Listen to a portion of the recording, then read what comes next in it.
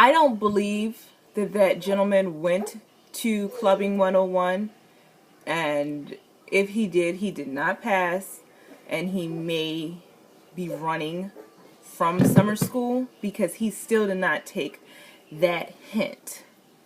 So, yeah.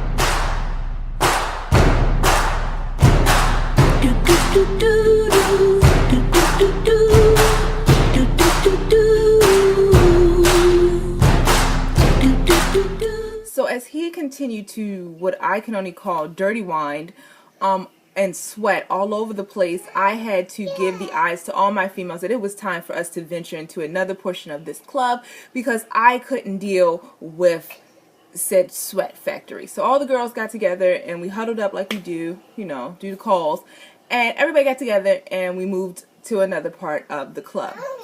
We moved into another part of the club. That's when I first saw your father. The only thing I saw when I saw your father is I saw a very handsome man with long dreads, very long dreads, and he had a nice clean button-up top, and he had on some nice light blue jeans. I remember that very clearly. And I just looked at him, and I was looking at him before he actually saw me. So I looked at him and kind of like, you stare at somebody so long and try to do that mind Jedi, like, hey, you look at me, look at me, look at me. Well, don't do that, kids. Don't do that, because then somebody might think you have Tourette's and then you'll lose your date. But yeah, so that's what happened. So eventually, because he was talking to his homeboy at the time, which now is your godfather,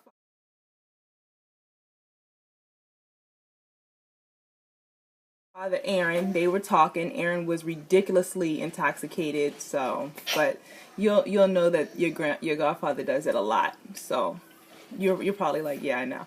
So anyway, he finally looked at me. Now, when he looked at me, I gave the best. Just let it shine through. Just let your smile, baby. Feel it all so silky smooth. Just let it shine through. Just let your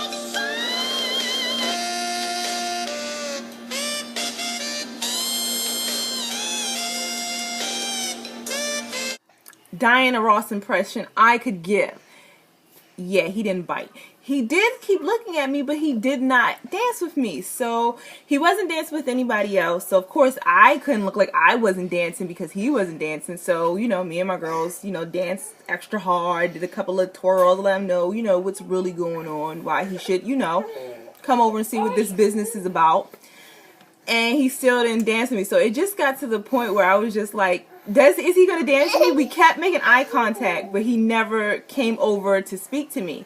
So finally, Alicia Keys' song came on, which was at the time was the jam. Where you can stay forever.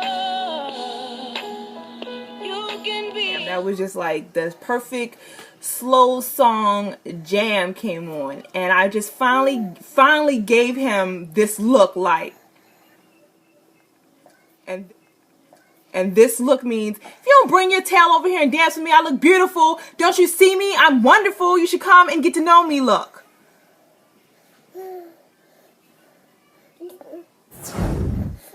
Don't start off with that look. Start off with the happy look, but then sometimes you got to give him the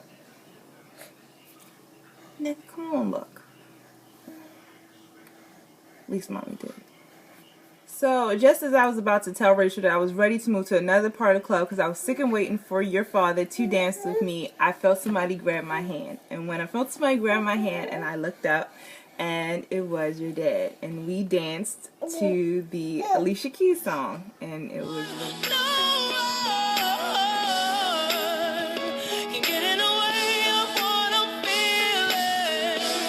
dance with is always nice. So after the song was over, we started talking. Now, in Baltimore, it's just like this. There's certain questions you gotta ask. And when you get a yes, you're excited. Like, Do you have a car? Have you killed anybody? Do you have any kids? How many kids do you have? How many baby mothers do you have? Do you work? Does your job know you work at that job?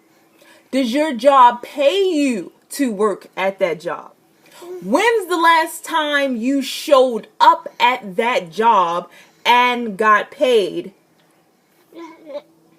Is this job located on any quote unquote corners or blocks? Now, you might be listening to this as a young child and think, what is mom talking about?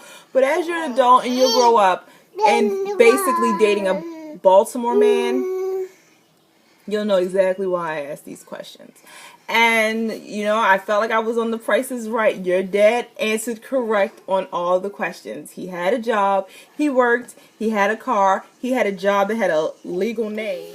So we talked for a long time, and then your godfather, being your godfather, came out very drunk and was like, "Yo, you just gonna talk to her? You gonna give me a party, yo?" So I said okay, and I'm thinking like, I'll probably see him in the clubbings or whatever. So I went to turn around to go talk to my girlfriends and tell them that, the good news.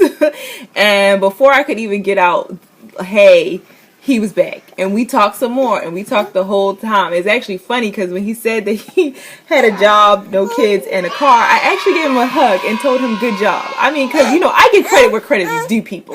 So I got into my car, and I was about to head home. It was really nice that your father walked me to my car, and then my phone rang, and I just knew he was about to blow everything.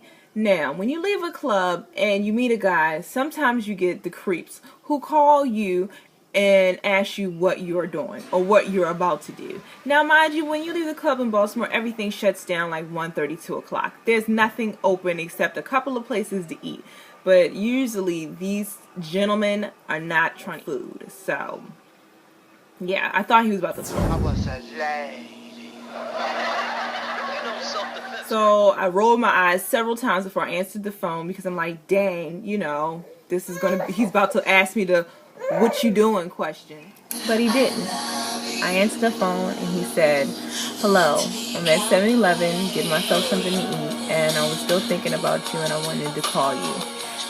Don't think I want anything because I don't want anything. I just wanted to say that I was still thinking about you and I had a real good time tonight, and I'll call you tomorrow. Make sure you came home safe." And